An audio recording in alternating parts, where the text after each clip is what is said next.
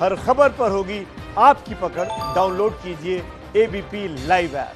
तो साल के सबसे लंबी अवधि तक चलने वाले सूर्यग्रहण की सबसे बड़ी कवरेज आप एबीपी न्यूज पर लगातार देख सकते हैं।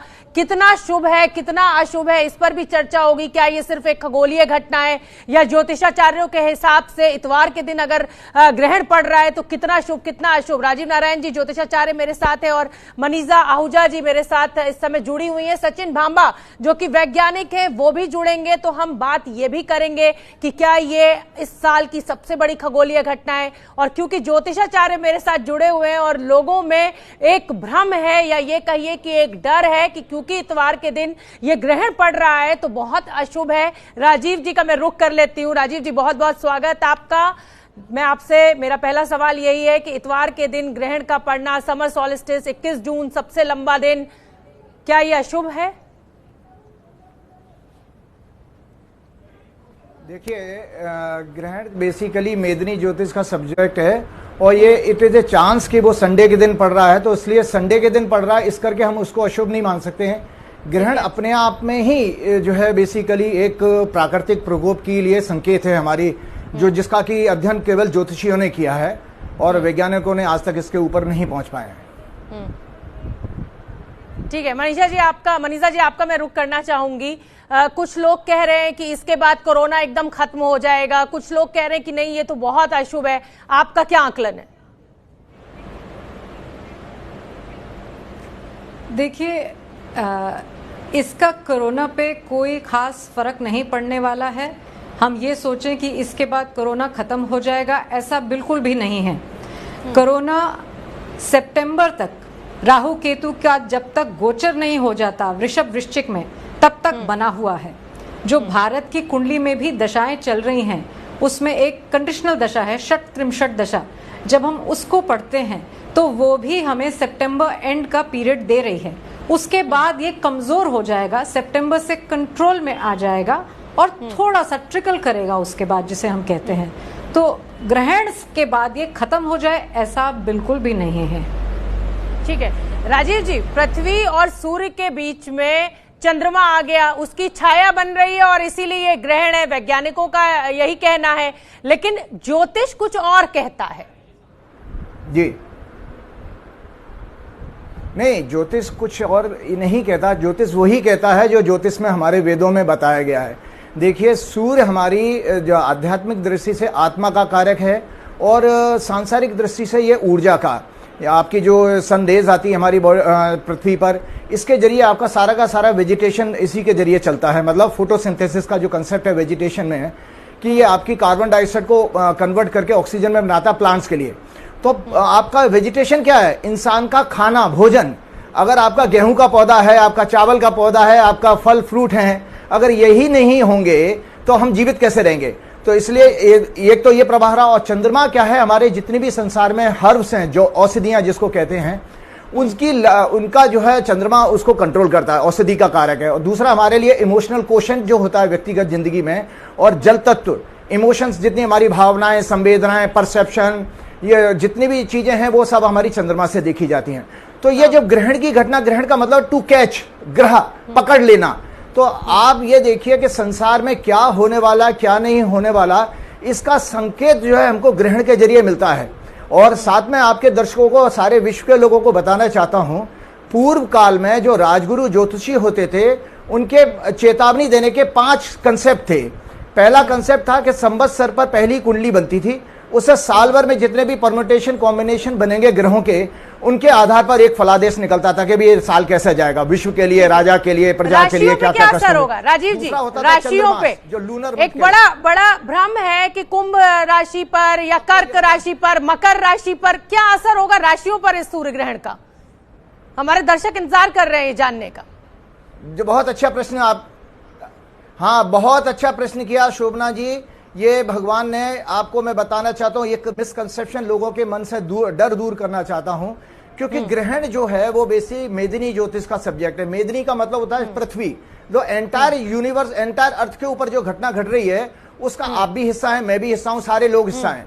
तो उसमें सामूहिक कलेक्टिव इन्फ्लुएंस तो जरूर आता है, लेकिन व्यक्तिगत राशियों पर कहीं इसका प्रभाव नहीं होता। हाँ, अनटिल अनलेस किसी की कुंडली में सूर्य चंद्रमा पीड़ित हैं और उनकी दशाएं अगर आ गई हैं तो उनको तो फर्क पड़ेगा, लेकिन आम जनता को इससे डरने की कोई आवश्यकता नहीं है, क्योंकि मेदिनी ज्योतिष का सब्जेक्ट है। दुर्भाग्य यह है कि ज्यादातर ज्योतिषी होरा ज्योतिष करते हैं, जिसके जरिए उनकी जीविका चलती है, अर्थ मिलता, मतलब उनको पैसा मिलता है, कमाई होती है। मेदिनी ज्योतिष का सब्जेक्ट एक प्योर इंटेलेक्चुअल सब्जेक्ट था, जो केवल राजा राजगुरु और जैसे जोशियों को ही जिसका ज्ञान था। इसको लोगों ने इसलिए नहीं अपनाया क्योंकि इसमें पैसे नहीं मिलते। मैं अगर मौसम की भविष्यवाणी करूं तो मुझे कौन फीस देगा, मैं युद्ध की भविष्यवाणी करूं तो मुझे कौन फीस देगा, मैं राजा का ये कार्यकाल अगर कैसा जाएगा कौन मुझे फीस देगा। तो मतलब कुल मिलाकर आप ये कह रहे हैं राजीव जी की राशियों पर इस सूर्य ग्रहण का कोई असर नहीं है, कुल मिलाकर राशियों पर इसका कोई असर नहीं है। मनीषा जी का मैं रुख कर लेती हूँ। मनीषा जी, बहुत लंबा ग्रहण है, लगभग 6 घंटे 6.25 घंटे ये ग्रहण चलेगा।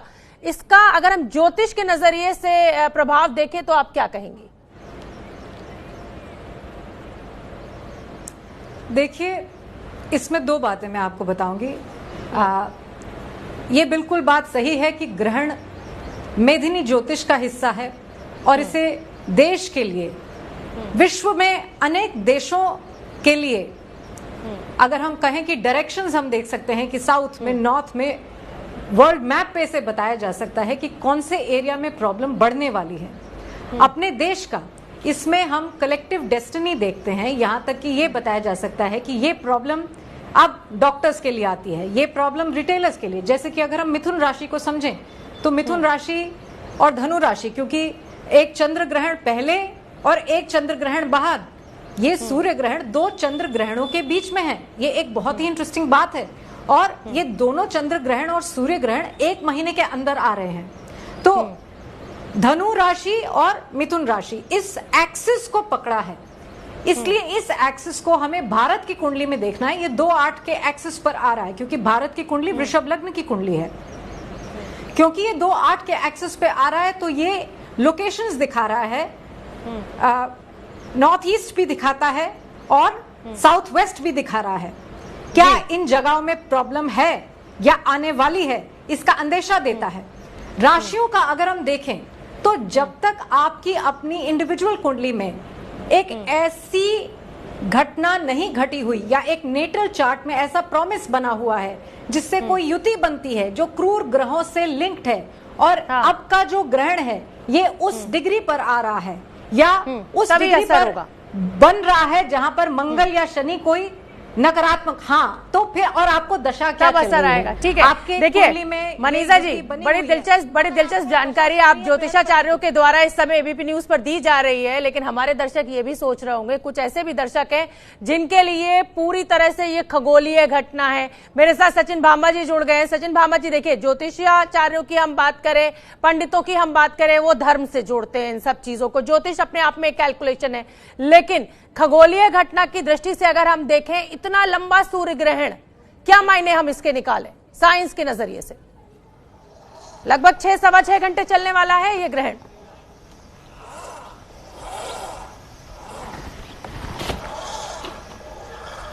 सचिन भामा जी, सुन पा रहे हैं आप मुझे?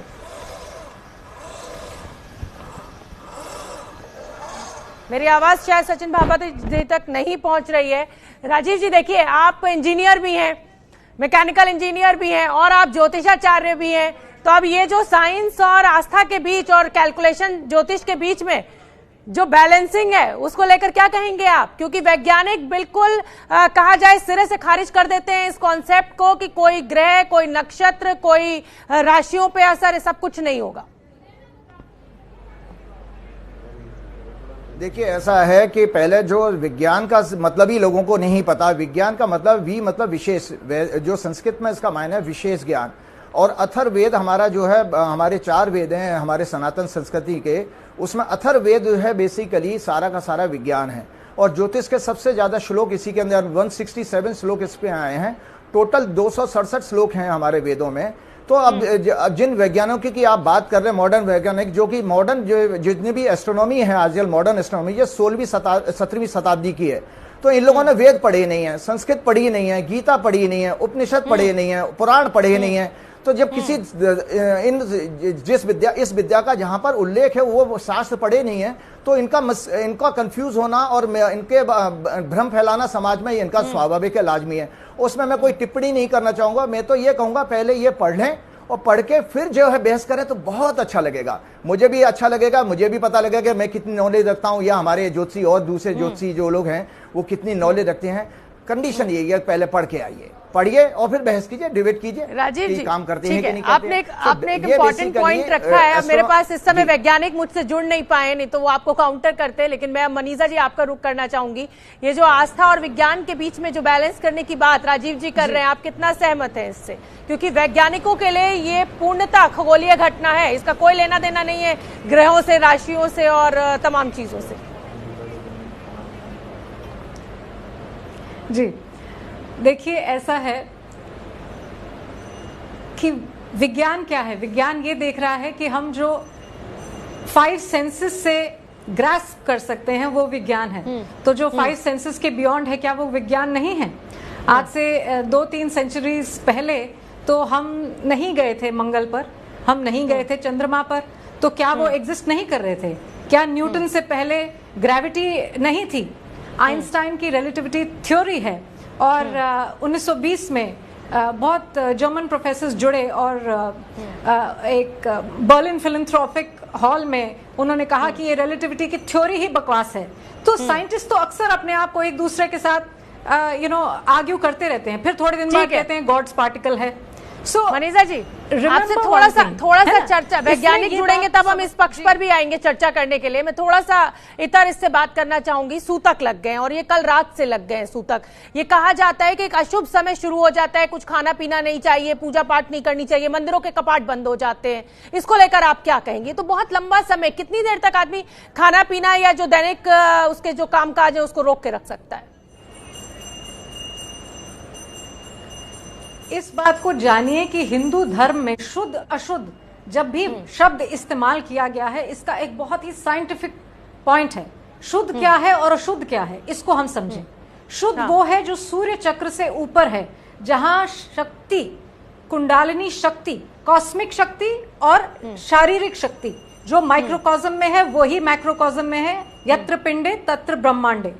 जो शक्ति जब सूर्य चक्र से ऊपर जाती है तो शुद्ध होती है, उससे नीचे आती है तो अशुद्ध होती है। इसीलिए कहा जाता है कि स्त्री जब अशुद्ध हो तो मंदिर के कपाट ना खोले, मंदिर में दिया ना जलाए। ये बड़ा ही एक टेक्निकल पॉइंट है, क्योंकि उस समय जलीय चक्र दूषित होता है, इसलिए सूर्य की तरफ शक्ति नहीं बढ़ती, अपान बढ़ जाता है। इस वक्त कॉस्मिक फिनोमिना, ब्रह्मांडीय अपान जो है, क्योंकि ब्रह्मांड में भी जो शरीर में प्राण है, पंच प्राण और कितने ही उप प्राण है, ब्रह्मांड में भी यही प्राण और उप प्राण है। इस वक्त जब सूर्य ग्रहण लगता है तो कॉस्मिक अपान बढ़ जाता है। अपान क्या है? अपान वह प्राण है जो मूल चक्र की तरफ जाता है, जिसका रुख नीचे की तरफ है, जो ग्रेविटेशनल होता है, नीचे की तरफ आता है। और सूर्य की शक्ति ऊर्ध्वामुखी होती है और अपान अधोमुखी है। इसलिए इसे अशुद्ध और शुद्ध की स्थिति माना जाता है कि ग्रहण के समय सूर्य दूषित हो रहा है।